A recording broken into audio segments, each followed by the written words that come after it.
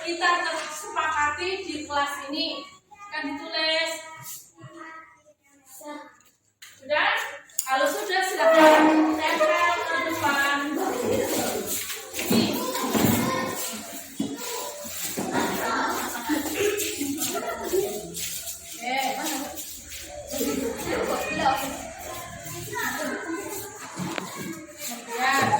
Silakan tempel.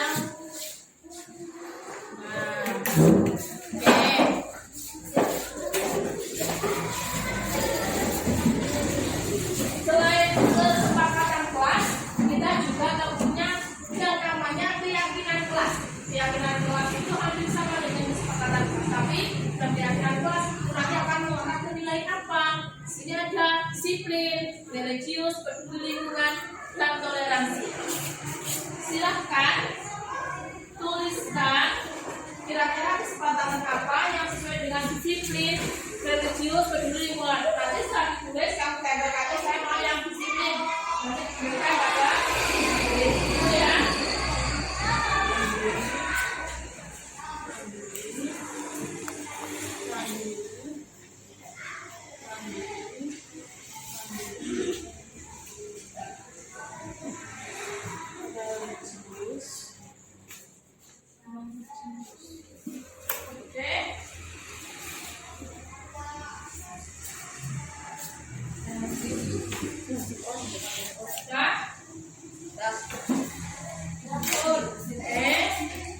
Kalau sudah, silahkan tempelkan ke bagian keyakinan kelas yang kalian sepakati di bagian apa?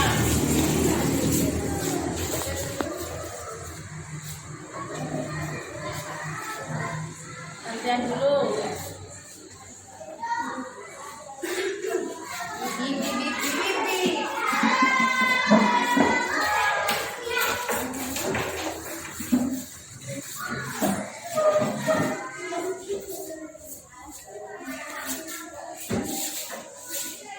Lanjutkan, masih ada dua yang posisi ya.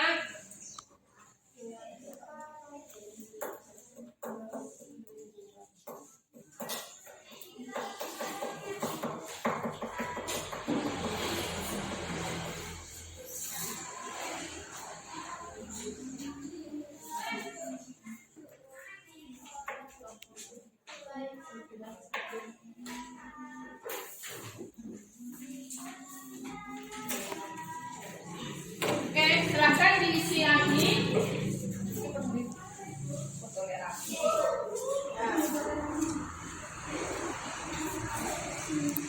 Kalau sudah selesai mengisi, silahkan tempel lagi. Kemudian nilai yang diyakini. Ya.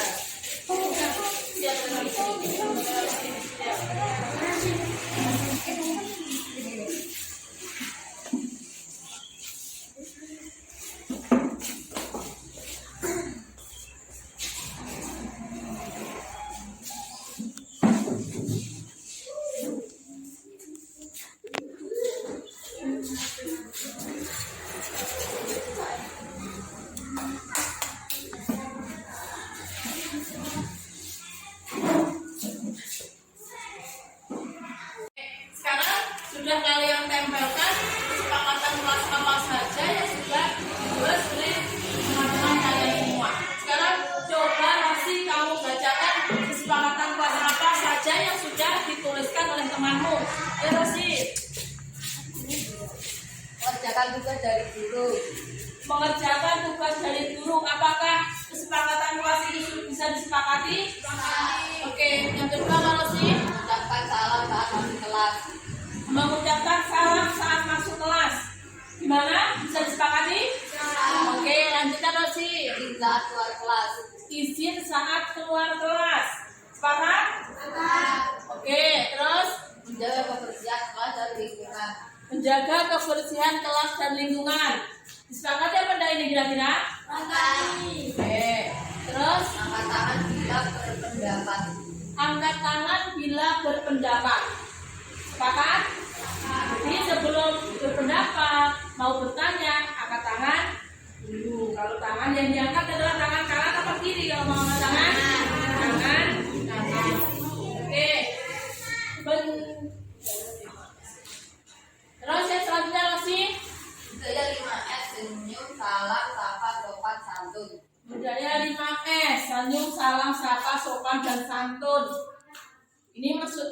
kalau dengan orang menyapa monggo gitu ya, senyum, sapa, salam, sopan dan santun, sopan santun.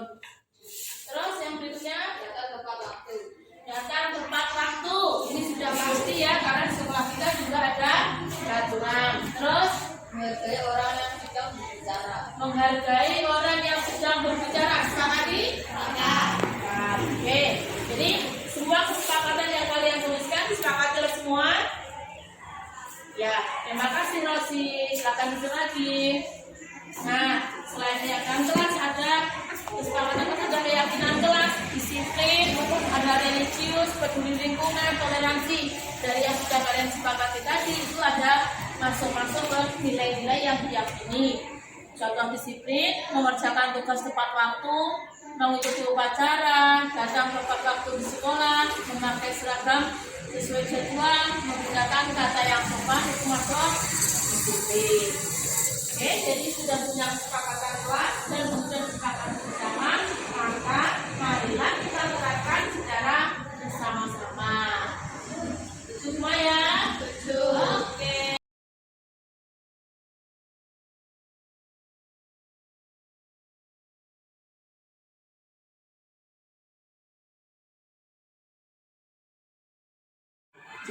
Yuk.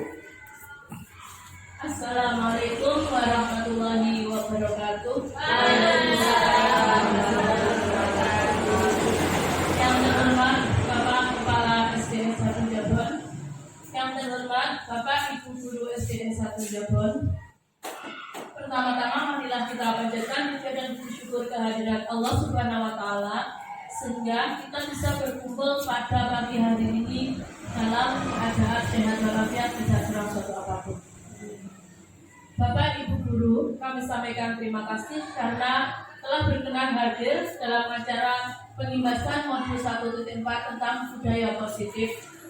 Saya di sini sebagai calon guru penggerak angkatan 7 Kabupaten Tulungagung akan menyampaikan aksi nyata tentang budaya positif yang ada di sekolah ini. Sebelum acara kita mulai, marilah kita berdoa bersama. Doa mulai. Bismillah. Selesai. Terima kasih. Untuk menyingkat waktu, mari kita mulai pada diseminasi tentang budaya positif pada siang hari ini. Untuk slide pertama mohon dibuka.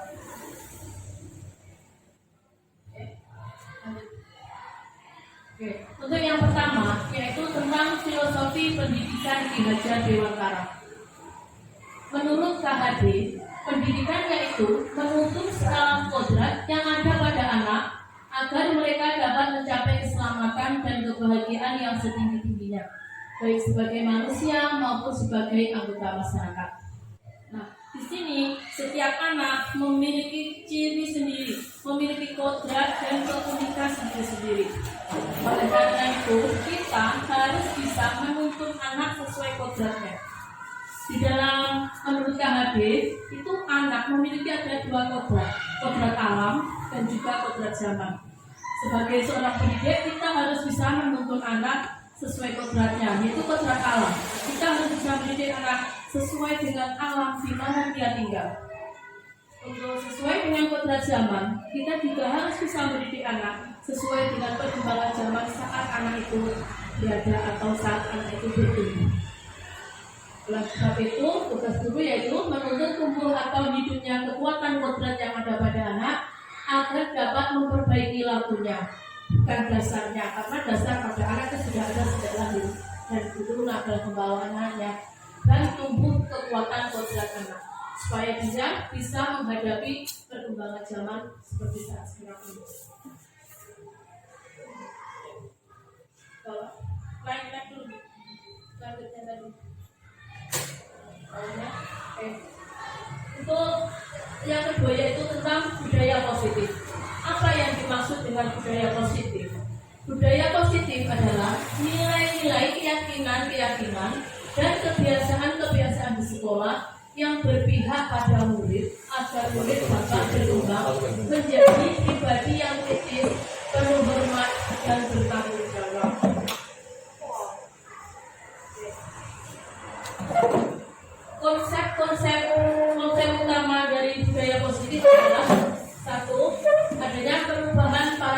belajar. Yang kedua, disiplin positif. Yang ketiga, kebutuhan dasar. Yang keempat, motivasi perilaku manusia.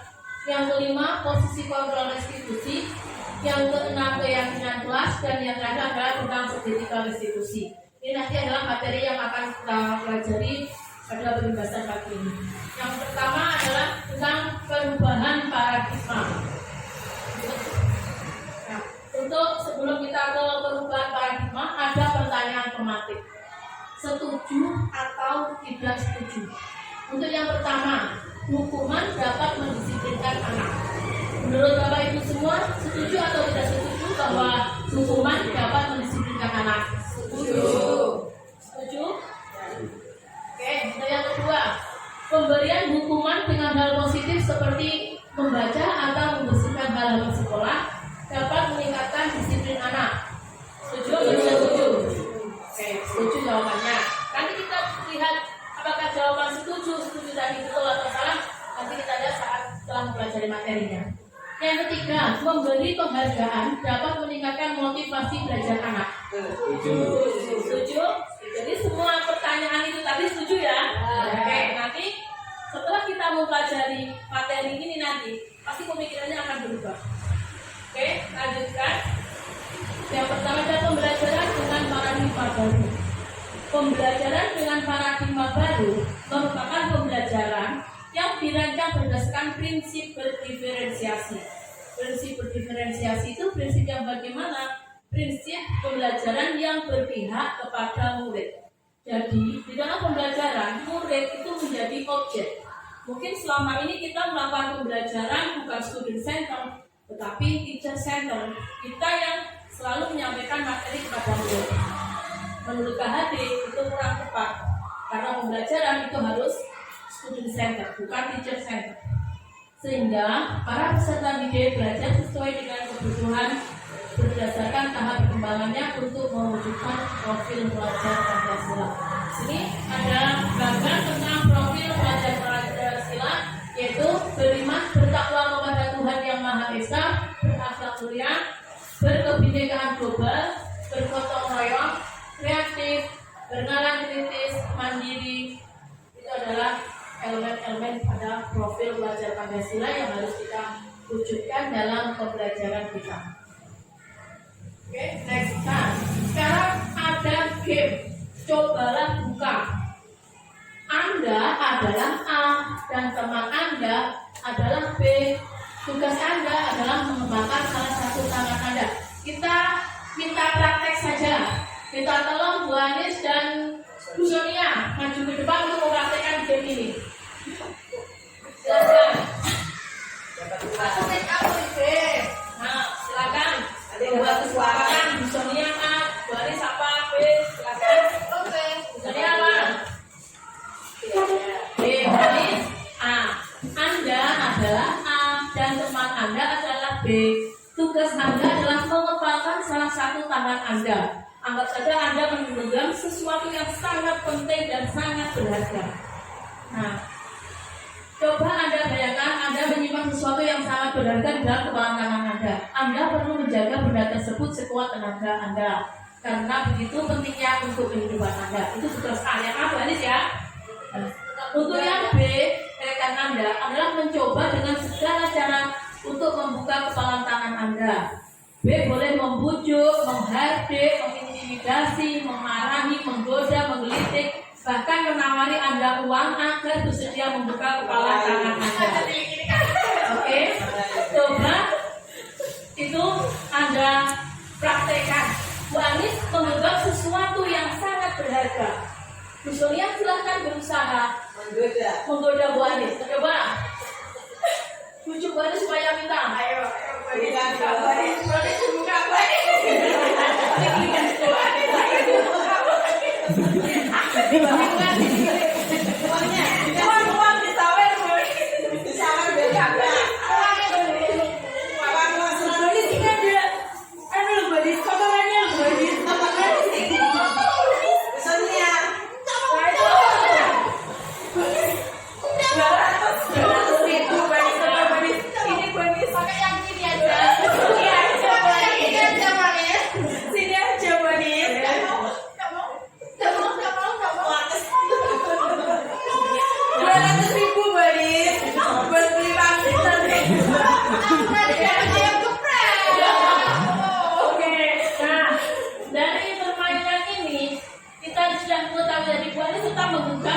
Bu Sonia meminta dengan cara apapun, menggelitik, memaksa, bahkan menawarkan uang, tetapi dari tidak boleh.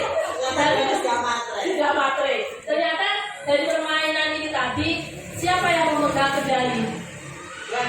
Anis. Yang memegang kendali adalah Anis. Terima kasih buat sama Bu Sonia. Silakan duduk. Ini siapa yang sesungguhnya memegang kontrol, yang menutup kepala tangan atau yang berusaha dengan segala cara? Siapa tadi yang memegang kontrol? Tulis kan? Padahal tentu kita sendiri yang memegang kontrol atas kepala tangan kita. Apakah kita membuka atau menutup kepala tangan kita? Itu bergantung pada diri kita masing-masing sesuai dengan kebutuhan dasar.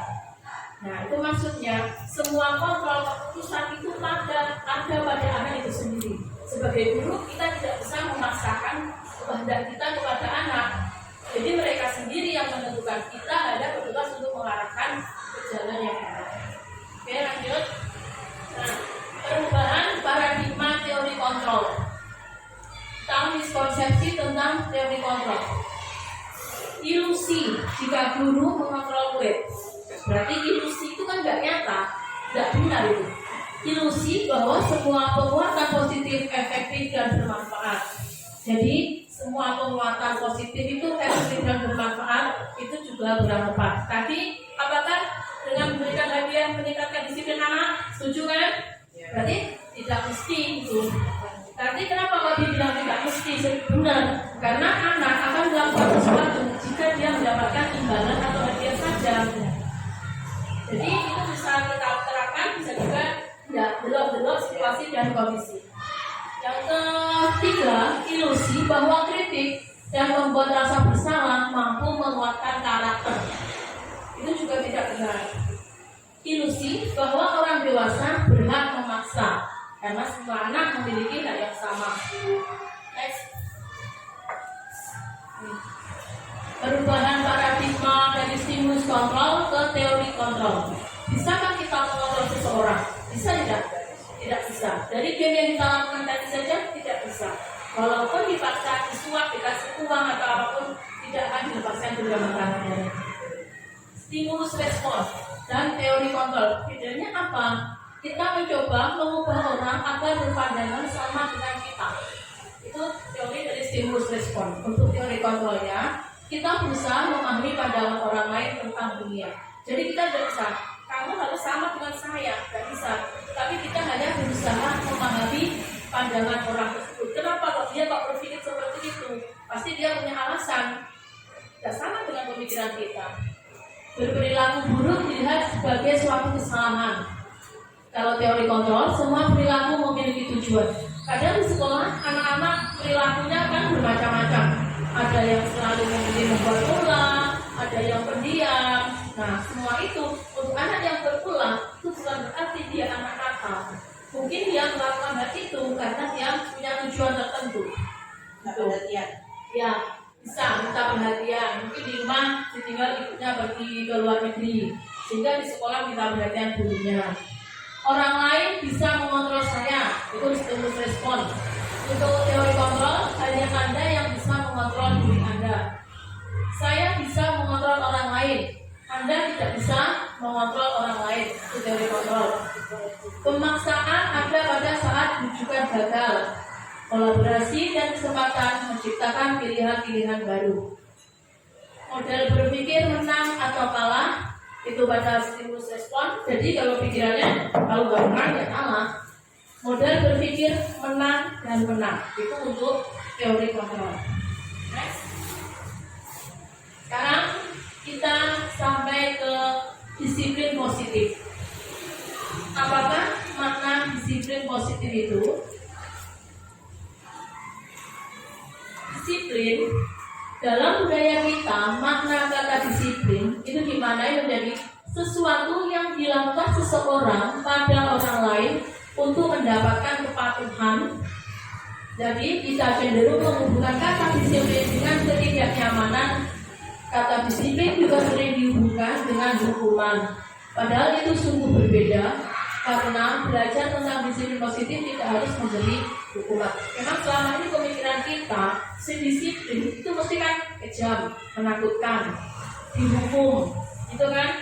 Kita biasanya sering berpikir untuk mendisiplinkan anak kita harus memberikan hukuman kepada anak itu. Itu sebenarnya tidak benar, karena apabila kita memberikan hukuman ke anak, efeknya bukan anak itu jerat atau mengubah perilakunya. Yang ada anak itu akan menjadi dendam, marah kepada gurunya, tidak suka. Betul apa tidak kira-kira?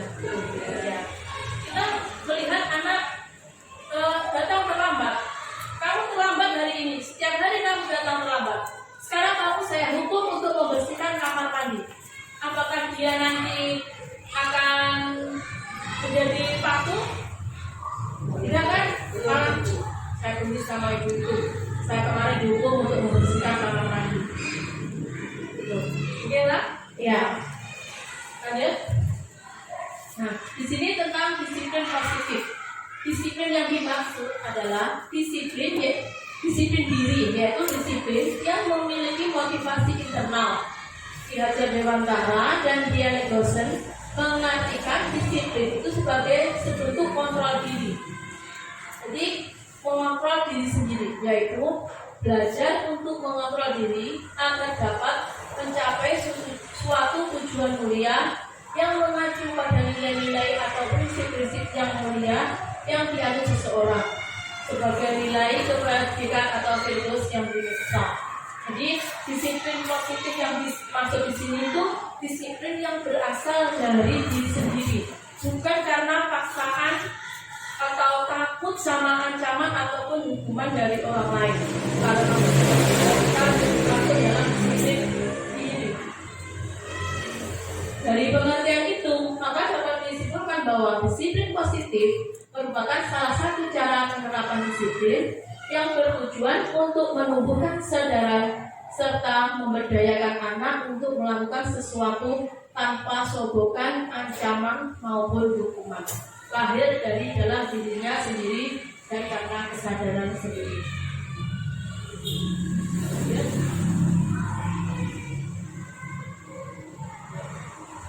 Jadi tentang disiplin positif. Yang sekarang tentang kebutuhan dasar manusia. Pada hakikatnya semua manusia itu memiliki kebutuhan dasar. Kebutuhan dari dalam dirinya sendiri yang itu semua memerlukan pemenuhan. Dan untuk pemenuhannya mungkin juga memerlukan dari orang lain. Untuk membangun budaya sekolah yang positif dengan lingkungan yang aman dan mendukung murid menjadi pribadi yang berdaya, seimbang dan bahagia, salah satu upaya yang dapat dilakukan oleh guru adalah memahami kebutuhan dasar yang mendasari perilaku manusia. Di sini ada 5 kebutuhan dasar: kebutuhan untuk bertahan hidup, kebutuhan untuk mendapatkan kasih sayang dan rasa diterima, kebutuhan akan kebebasan, kebutuhan akan kesenangan, dan kebutuhan akan penguasaan. Ini nanti akan kita bahas satu-satu. Selanjutnya, kebutuhan tentang akan bertahan hidup. Semua orang hidup pasti ingin bertahan hidup kan? Tidak ada yang ingin menyerah dan ingin mati. Untuk bertahan hidup, semua manusia itu memerlukan sandang, pangan, dan juga papan. Selain itu, juga memerlukan rasa aman. Kalau kita lihat kepada anak-anak, itu apabila mereka mendapatkan ancaman atau apapun, mereka sering mengadu ke orang tua kalau di rumah. Kalau di sekolah biasanya mengadu kepada guru. Mereka mengadu itu merupakan kebutuhan akan rasa aman, karena mereka merasa terancam. Betul apa betul itu? Betul ya? Oke. Kebutuhan akan kesehatan, kebutuhan biologis, itu semua adalah kebutuhan dasar manusia untuk bertahan hidup. Kebutuhan yang kedua yaitu kebutuhan akan kasih sayang dan rasa diterima.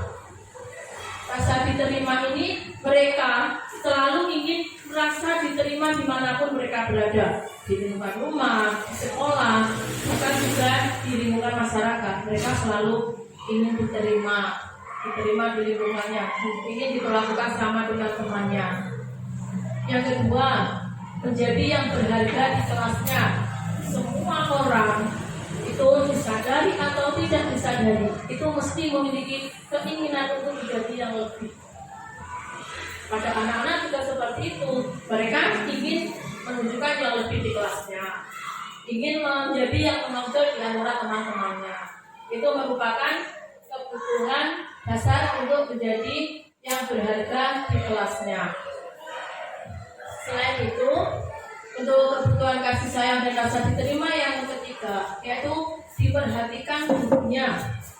Semua anak pasti ingin selalu mendapatkan perhatian dari gurunya.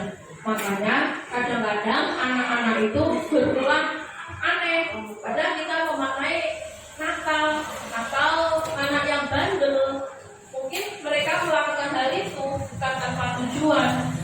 Mereka mungkin ingin diperhatikan gurunya atau ingin mendapatkan kasih sayang gurunya karena di rumah mereka kurang kasih sayang karena ditinggal kerja oleh orang tuanya. Bisa saja hal itu terjadi. Yang ketiga adalah kebebasan memilih dan bertanggung jawab atas pilihannya. Memilih dan bertanggung jawab atas pilihannya. Semua anak itu berhak untuk memilih apa yang mereka sukai. Kalau kita di rumah sebagai orang tua, kita kan kadang memberikan kebebasan anak dalam memilih model pakaiannya sendiri, memilih model bajunya sendiri. Itu akan membuat anak merasa bahagia. Terus yang kedua adalah menyuarakan pendapatnya.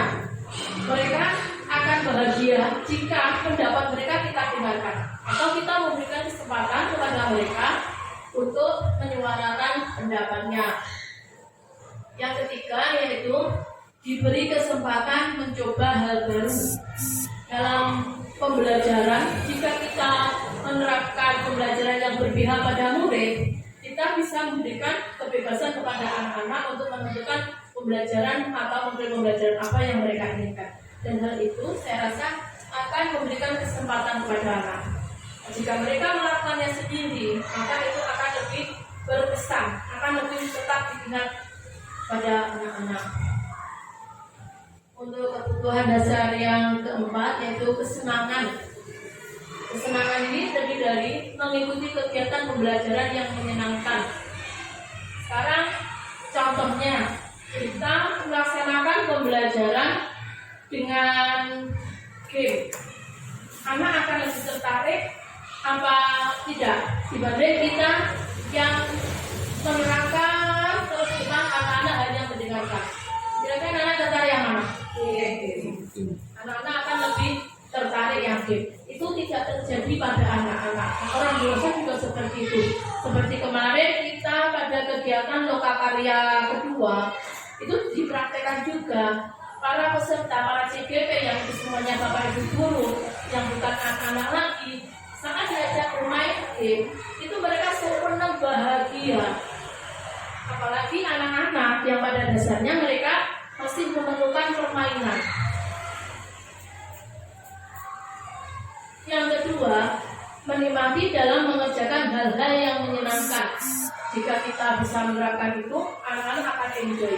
Mereka akan semangat. Wah, aku besok ke sekolah berangkat lagi supaya dapat tempat tidur yang enak. Kalau mau bermain lagi, dapat bisa bermain dengan enak.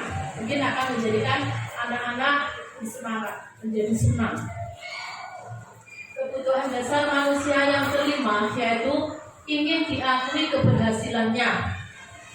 Untuk ini saya rasa berlaku juga pada orang dewasa. Kalau kita melakukan sesuatu, kita juga kan ingin mendapatkan pengakuan kan? Nah, wah bagus, ternyata hasil kerja kamu bagus. Walaupun kerjaan yang kurang benar, kita tidak boleh salah. Ternyata salah. Itu akan menghakimi anak dan membuat anak akan menjadi putus asa. Kita harus mengakui bagus, tapi ini kurang tepat. Jadi bisa dibuat seperti ini ya. Mungkin itu akan lebih memotivasi anak. Yang kedua, diberi kesempatan membuat keputusan penting tanpa merasa dikontrol. Itu akan kebutuhan akan kekuasaan. Yang ketiga, keinginan menjadi pemimpin. Contohnya, jika ada pemilihan ketua kelas, coba siapa pemimpin yang akan diajukan jadi pemimpin? Saya bu. Semua pasti angkat tangan. Karena itu merupakan kebutuhan dasar anak. Semuanya ingin menjadi pemimpin.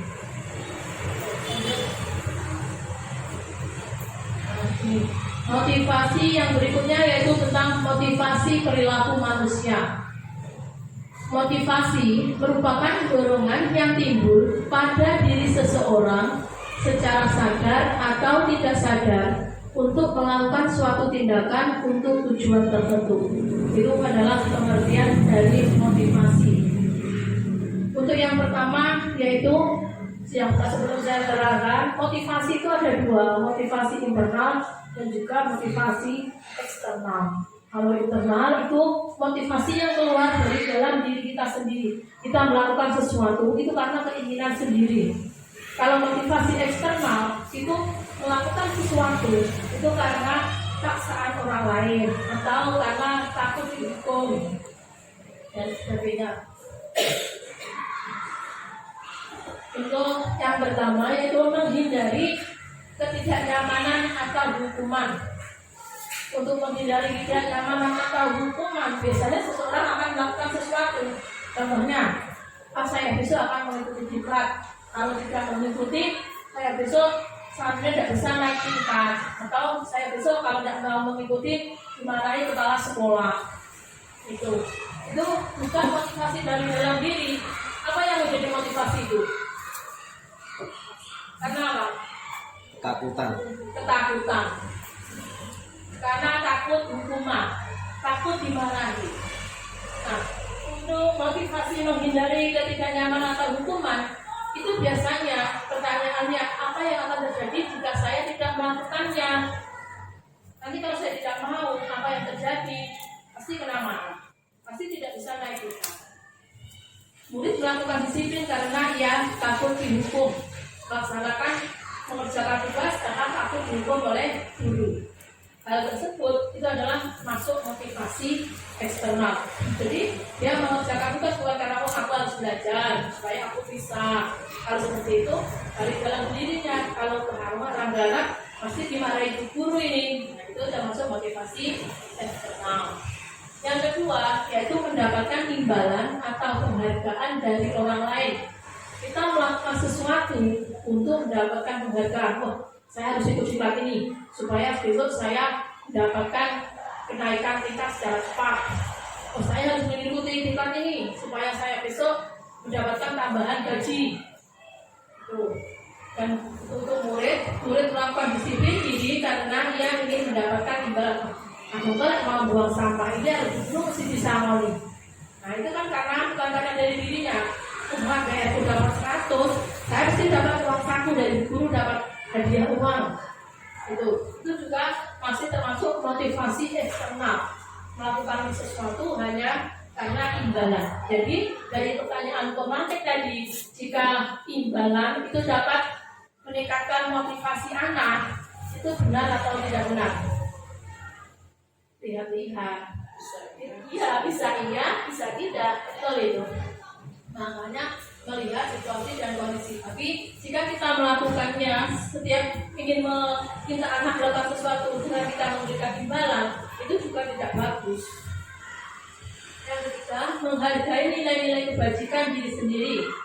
Jadi ini kalimat pemantiknya, saya akan menjadi orang yang seperti apa jika saya melakukannya. Jadi kalau saya melakukan ini, mengikuti diklat ini, saya nantinya akan bisa menggunakannya ini dalam pembelajaran. Saya harus mengikutinya. Nah, itu termasuk motivasi apa? Motivasi apa itu? Jika saya harus melakukan ini supaya saya bisa menggunakannya dalam pembelajaran, supaya saya tidak kesulitan. Motivasi internal. Jadi dalam diri sendiri tanpa ada yang memaksa, tanpa ada iming-iming di dalamnya. Ingin menjadi orang yang mereka inginkan dan menghargai diri sendiri dengan nilai-nilai kebajikan. Itu motivasi internal. Jadi anak akan belajar karena ingin mencapai cita-citanya. Itu masuk motivasi internal. Yang berikutnya tentang hukuman dan konsekuensi. Antara hukuman dan konsekuensi itu jika kita pahami itu sebenarnya berbeda. Tapi jika dilihat sekilas antara hukuman dan konsekuensi itu sepertinya beda tipis. Kalau hukuman itu memberikan identitas gagal kepada murid. Karena jika kita sudah menghukum anak anak itu merasa harus gagal karena aku nggak bisa melakukan itu. Tapi kalau konsekuensi itu adalah identitas sukses. Nah, itu sudah konsekuensi yang harus dia terima jika dia melakukan pelanggaran. Apa bedanya hukuman dan konsekuensi? Kalau hukuman itu bersifat satu arah tanpa adanya kesepakatan. Contohnya, anak tidak mengerjakan PR. Kamu tidak mengerjakan PR. Sekarang kamu keluar, kamu bersihkan kamar mandi. Itu kan bersifat satu arah. Perintah diberikan ke siapa? Guru. Anak hanya melaksanakan. Untuk kalau konsekuensi itu sudah disepakati bersama. Kalau yang kedua yaitu mengontrol anak dengan penguatan negatif. Kamu itu nakal. Nah, apakah itu penguatan positif?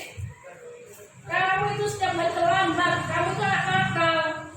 Itu adalah penguatan negatif. Yang kalau untuk konsekuensi mengontrol anak dengan penguatan positif. Oke, tidak apa-apa, hari ini terlambat. Besok jangan diulangi ya. Biasanya kan bahasanya sama-sama terlambat. Yang ketiga, murid merasa rendah diri, marah, dan merasa bersalah. Kalau kita selalu memperlakukan mereka dengan sesuatu yang negatif, anak-anak pasti akan merasa rendah diri dan mereka juga akan marah. Kakak benci dengan guru itu, saya tidak suka dengan guru yang itu. Dia selalu menghukum saya. Oh, saya suka dengan itu, dia ramah. Mungkin seperti itu. Kalau ke konsekuensi kehilangan hak waktu jeda seorang diri. Yang keempat, murid belajar menyembunyikan kesalahan. Itu kalau hukuman. Jadi kalau mereka melakukan kesalahan lagi supaya tidak dihukum, maka mereka akan menyembunyikan kesalahannya. Contohnya, setiap tidak mengerjakan PR, kita selalu menghukum mereka. Tetapi jika makanya kalau melakukan kesalahan mereka tidak mengerjakan, disembunyikan, kadang berbohong. Siapa yang belum mengerjakan? Sudah bu, padahal belum. Saat dikoreksi ternyata nilainya 0. Karena tadi berbohong, takut dihukum. Atau bisa juga mereka dengan pagi-pagi belum mengerjakan PR, tapi sampai di sekolah tidak punya temannya nyontek. Itu karena hukuman. Kalau konsekuensi, murid belajar saat peraturan, mereka sadar diri. Kemudian PR belajar itu kebetulan saya sendiri. Gitu. Kalau hukuman itu merupakan mode paksaan. Kalau konsekuensi itu adalah stimulus respon. Hukuman itu murid membenci peraturan. Kalau konsekuensi murid mentaati peraturan. Lanjut. Nah, sekarang setelah kita mempelajari antara hukuman atau konsekuensi, sekarang kita berlatih hukuman dan konsekuensi. Lari mengelilingi lapangan basket 2 kali karena terlambat hadir sekolah. Itu hukuman atau konsekuensi? Hukuman negatif. Oke, hukuman ya. Lari mengelilingi lapangan basket 2 kali karena terlambat hadir sekolah. Hukuman. Ya, oke. Membersihkan coretan yang dibuatnya di atas meja. Konsekuensi. Yang ketiga, murid diminta push up 15 kali karena mengobrol dengan teman. Hukuman atau konsekuensi? Hukuman.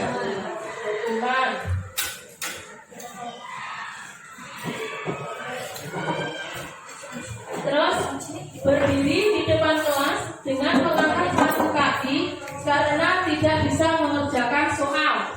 Itu masuk hukuman atau konsekuensi? Hukuman? Hukuman.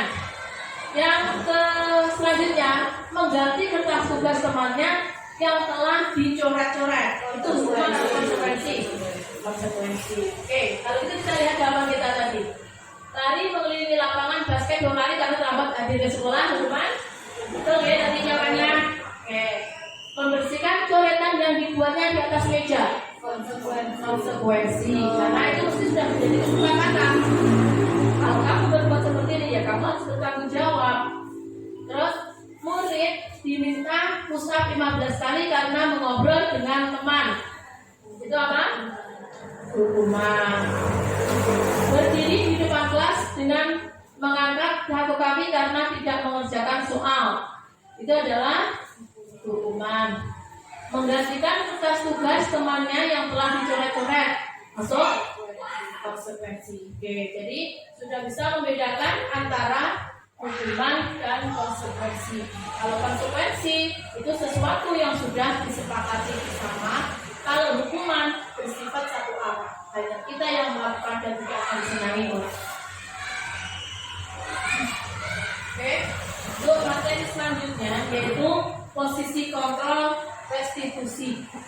Di sini seorang guru itu ada 5 posisi kontrol.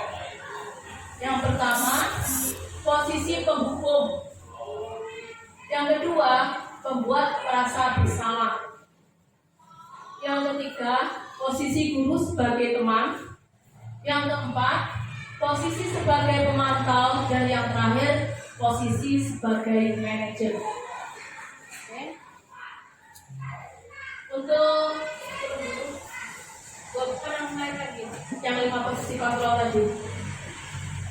Nah, ini posisi penghukum. Penghukum itu guru selalu menghakimi anak dengan cara mereka melakukan kesalahan, selalu memberikan hukuman. Membuat rasa bersalah itu biasanya membuat anak-anak, ya ampun, kamu itu kubur sudah lelah, tolong ya bantu kubur. Itu anak-anak pasti akan merasa sedih dan merasa bersalah. Itu membuat rasa bersalah. Kalau posisi teman itu biasanya kita memberikan ya udah nanti saya yang selesaikan. Jadi anak-anak bisa mengandalkan kita, tapi itu juga sebenarnya kurang tepat. Pemantau, guru hanya memantau anak-anak. Untuk posisi yang paling bagus yaitu posisi manajer. Posisi manajer ini bisa menjadi teman, bisa menjadi pengontrol dan sebagainya. Yang paling bagus untuk 5 posisi ini adalah posisi manajer.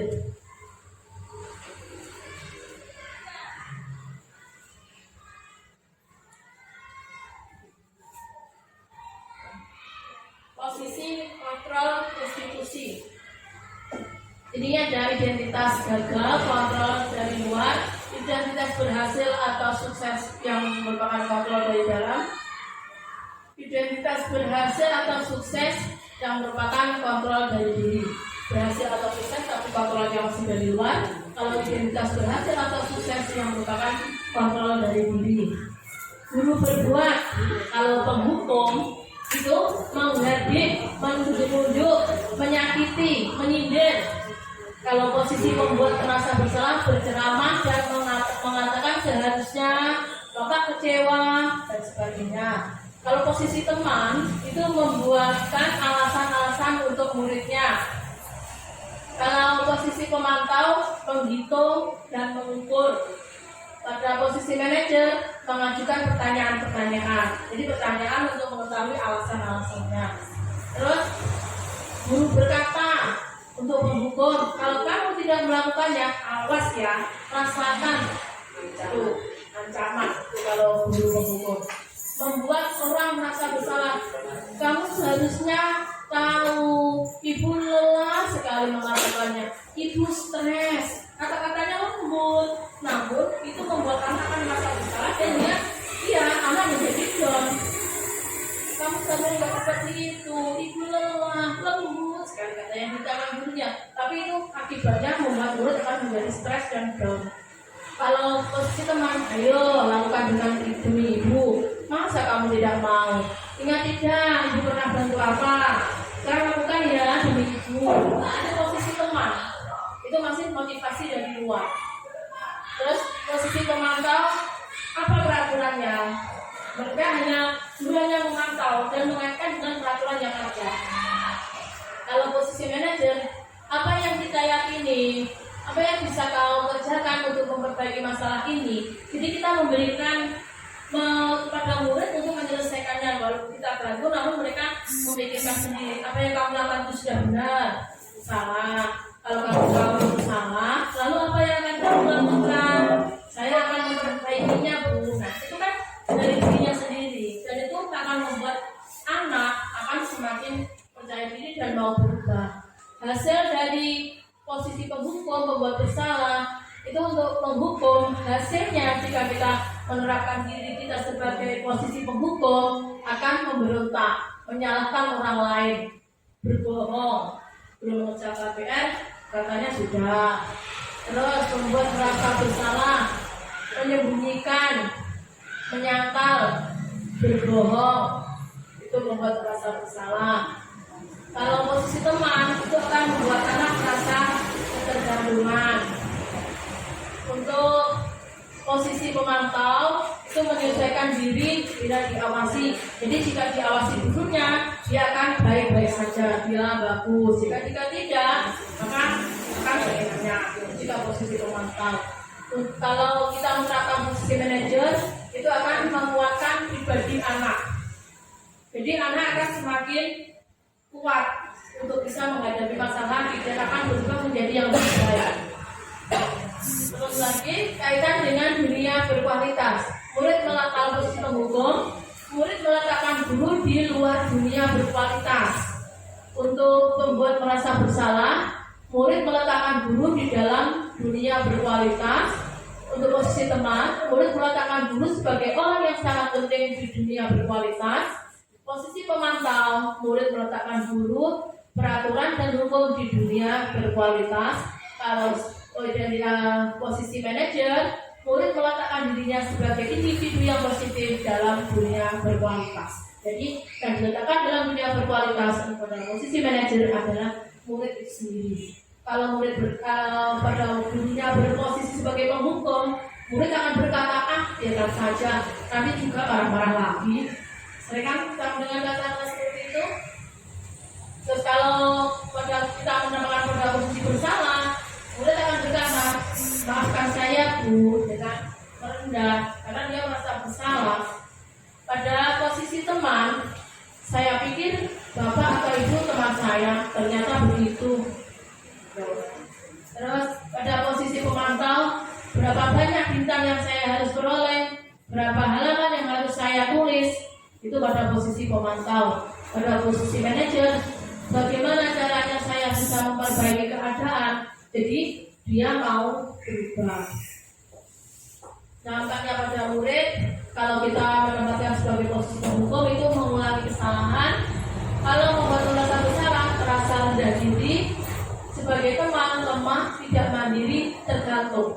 Karena guru kita, itu adalah teman kita yang akan selalu menyelesaikan masalah kita. Sudah pasti beres, ya kasih guru.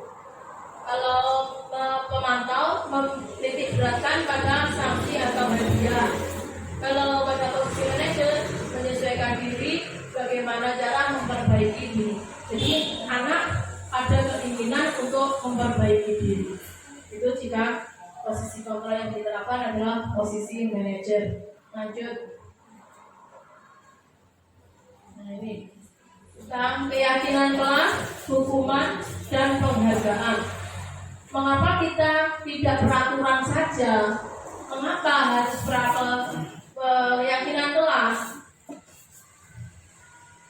Karena mengapa kita memiliki peraturan harus menggunakan helm bisa mengendarai kendaraan roda 2? Mengapa kita memiliki peraturan 3M?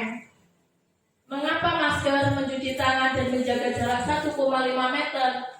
Mengapa kita memiliki peraturan harus datang tepat pada waktu saat mengikuti pelatihan? Itu adalah pertanyaan mengapa. Untuk mendukung motivasi intrinsik dari dalam diri, kembali ke nilai-nilai atau keyakinan lebih menggerakkan seseorang dibandingkan mengikuti serangkaian peraturan.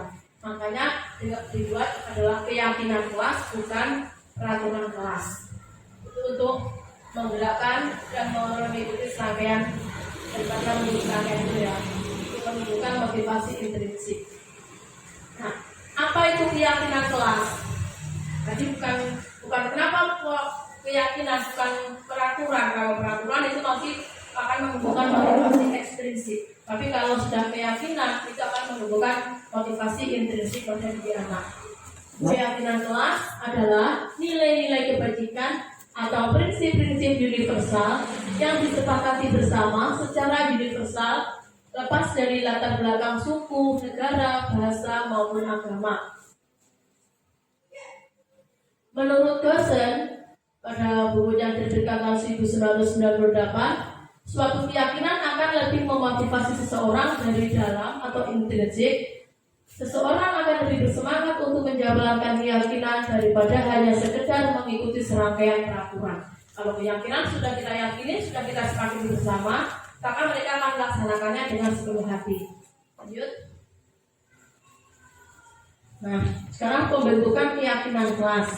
Kenapa tadi kita memilih keyakinan bukan peraturan? Karena yang pertama, keyakinan kelas bersifat abstrak daripada peraturan yang lebih rinci dan konkret. Yang kedua, keyakinan kelas berupa pernyataan universal. Yang ketiga, pernyataan keyakinan kelas dibuat dalam bentuk positif. Yang keempat, keyakinan kelas hendaknya tidak terlalu banyak sehingga mudah diingat dan dipahami. Yang kelima, keyakinan kelas sebaiknya sesuatu yang dapat diterapkan di lingkungan tersebut. Yang selanjutnya, semua warga kelas ikut berkontribusi dalam pembuatan keyakinan kelas lewat kegiatan curah pendapat. Yang terakhir, bersedia meninjau kembali keyakinan kelas dari awal sampai ke waktu. Jadi, kalau keyakinan kelas karena kesepakatan bersama, maka mereka akan menjalankan lebih dengan hati yang ikhlas, akan tumbuh motivasi dari dalam diri. Nah, ini adalah contoh pembuatan keyakinan kelas pada siswa kelas 6 SDN 1 Jabon ini, membuat keyakinan kelas dan juga kesepakatan kelas. Lanjut. Nah, sekarang sampai pada segitiga restitusi. Apa itu restitusi? Mungkin kita baru mendengar tentang pengertian restitusi. Saya juga kemarin waktu mengikuti pembelajaran juga baru mengetahui itu tentang restitusi. Restitusi adalah proses menciptakan kondisi bagi murid untuk memperbaiki kesalahan mereka sehingga mereka bisa kembali pada kelompok mereka dengan karakter yang lebih kuat. Gusen 2004. Itu dengan restitusi mereka bisa memperbaiki diri.